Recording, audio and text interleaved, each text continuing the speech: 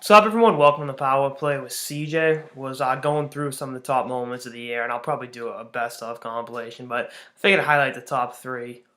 Just because I feel like those distance themselves. There were some amazing years, amazing moments this year, and I'd be remiss not to mention most or not all of them. But I am at the top three. Go through from three to one, but third one got to be the Barstool Sports blog post about me. Thank you, Mr. Feidelberg. Just you got to look at what was going on at the time. I was coming out of a bad situation in Florida. I'd gotten out of it and was spending a 1 month waiting game of drinking and blogging a lot of hockey before I graduated from college. So it was really kind of a good point in my life that it just after a really really awful point, let's call it that.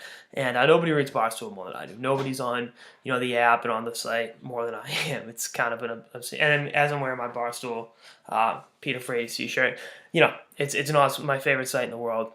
Legit can't get enough of Prez and fights. Handsome Hank, Big Cat, KFC, Smitty, Jordy, Chief, all those guys. I read it again religiously. So the Feidelberg thing was pretty funny, and good on fights to get the blog posted. Open myself up to the notorious Barstool commenters that always give me entertainment when I get to scroll through the comment section and get another cheap laugh. A couple of cheap laughs on a daily basis. So just to be able to get out there and see myself on the stool.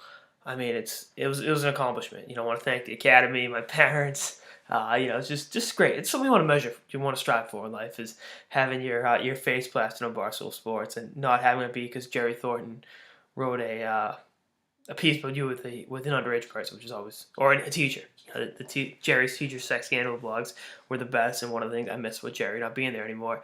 But you look at what Barstool is all about, and for all the bad raps it gets, when fan of slash good friend of mine, Chris Lynch passed away. Barstool was front and center for him when Barstool was good and just to him when his life circumstances weren't.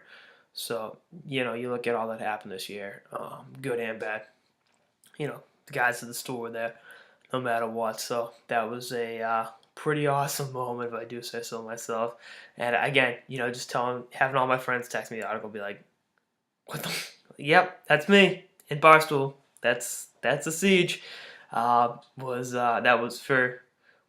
one of many awesome moments, but it definitely just because, and meeting Feidelberg about a month and a half later, having a couple of beers with him at Stats and Southie was pretty sweet too. So he's a great guy, and it's really cool. I mean, if I wanted to be in the New York Times, and if I was really really high end thinker and really set my goals high in life, and had an article featured about me in the New York Times for curing something or being this amazing scientist or inventor, that'd be great. But no, we set our standards pretty low there. If getting into stool is a good enough accomplishment. So, but that, I mean, again, that wasn't the biggest accomplishment of the year, but it was definitely a pretty cool, pretty cool thing. And again, I have that article saved on the app. Read it once in a while. Reread the comment section once in a while too for that piece. If you gotta roll with the big dogs, be ready for the bite. And I think I weathered the storm pretty well. So that was a good moment, a good chapter of a great book that was 2014 here at the Power Play.